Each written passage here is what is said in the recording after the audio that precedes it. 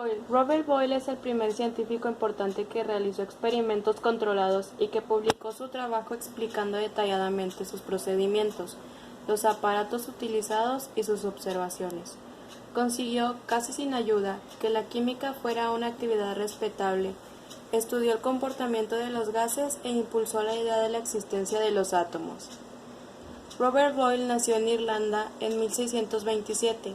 Fue el 14º hijo del conde de Cork, que era hombre más rico de toda Gran Bretaña en ese momento. Como era común en esa época, a los 15 años su padre lo envió con un tutor y un hermano mayor al continente europeo para completar su educación. Así fue que luego de una estadía en Francia se dirigieron a Italia y estuvieron en Florencia cuando murió Galileo. La conmoción que vivió la ciudad despertó la curiosidad del joven Boyle, que comenzó a leer muchas cosas sobre Galileo y su obra. Pareciera que este fue un hecho más importante que motivó al joven a desarrollar su interés por la ciencia. A su vuelta a Inglaterra, ésta estaba más o menos dividida y viviendo tiempos tumultuosos que terminaron en una guerra civil. Boyle se retiró a una casa de campo y a pesar de la guerra pudo dedicarse a incrementar sus conocimientos a partir de las lecturas de cosas muy diversas, a escribir sobre una amplia gama de temas desde filosofía hasta religión y a realizar numerosos experimentos que en aquella época se centraban sobre todo en alquimia. En 1654, cuando la situación ya se había estabilizado, se mudó a Oxford, que en esa época era el centro de la actividad científica de Inglaterra. A partir de ese momento y en los 14 años que le siguen, Boyle realizó los trabajos científicos que le hicieron famoso. Gracias a los enormes ingresos que había heredado de su padre, Boyle pudo contratar muchos ayudantes y armar un instituto de investigaciones privada que era la envidia de muchos científicos de su época. Su fortuna también le permitía publicar fácilmente los resultados de todas sus investigaciones, ya que él mismo pagaba todos los gastos de edición de sus obras. En su instituto de investigación, Boyle fue uno de los primeros en utilizar el método científico, tal como lo había hecho Galileo en sus propios experimentos y también inspirados en la obra de Francis Bacon. Bacon había explicado la necesidad de comenzar cualquier investigación tratando de recoger la mayor cantidad de datos posibles para luego intentar explicar todas las observaciones realizadas, es decir, ir en contra de la concepción, muy arraigada hasta en ese momento, de empezar soñando con alguna idea maravillosa y luego buscar observaciones que la justificaran.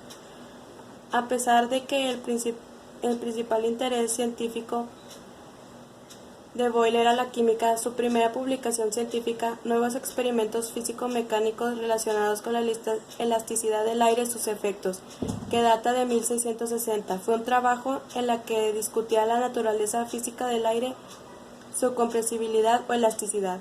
En ese trabajo se desplegaba una serie de brillantes experimentos en las cuales se utilizaba una bomba de aire para crear vacío. La segunda edición de este trabajo, publicada en 1662, describe la relación cuantitativa derivada de valores experimentales, hoy conocida como la ley de Boyle. El volumen de un gas varía de manera inversa con la presión. En 1661, entre las dos primeras ediciones de la elasticidad del aire, Boyle publicó su libro más famoso, El químico escéptico. En este libro discute la noción de elemento cercana a la definición que utilizamos en nuestros días. Boyle era seguidor del corpuscularismo, una forma de atomismo que describía la realidad y el cambio en términos de partículas y sus movimientos. Esta división estaba desplazando lentamente a la visión aristotélica del mundo. La ciencia aristotélica sostenía que los elementos no eran solamente las sustancias más simples, sino que también eran los componentes necesarios de todos los cuerpos. Y por ejemplo, si el agua es un elemento, entonces todos los cuerpos deben contener por lo menos una mínima cantidad de agua.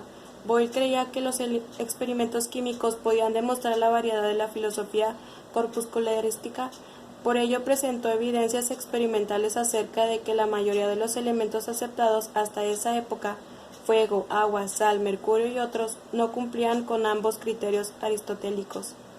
En su libro también rompe con la tradición de los alquimistas de trabajar en secreto, con su convicción e insistencia acerca de publicar todo su trabajo experimental con descripción detalladas, incluso de aquellos experimentos que habían fracasado completamente. También se atribuye a Boyle el uso por primera vez del término análisis químico, que utilizó con el mismo sentido con que se le utiliza actualmente. Realizó ensayos sobre el oro y la plata, hizo pruebas sobre el cobre con amoníaco, practicó ensayos sobre la presencia de la sal en agua con nitrato de plata y diseñó una prueba que contenía alrededor de 30 reacciones para el análisis de minerales en el agua.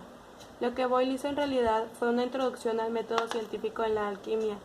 Este hecho logró que la alquimia se convirtiera en química y suprimió las bases en que pretendían apoyarse ciertas creencias, como las de la piedra filosofal. Si bien el libro nos transformó la alquimia en química de la noche a la mañana, cuando la química se desarrolló en los siglos XVIII y XIX, los científicos consultaron mucho el libro de Boyle y lo consideran un punto de inflexión. Por ello, desde ese momento se considera que la ciencia fue la química y los que trabajaban en el campo eran los químicos.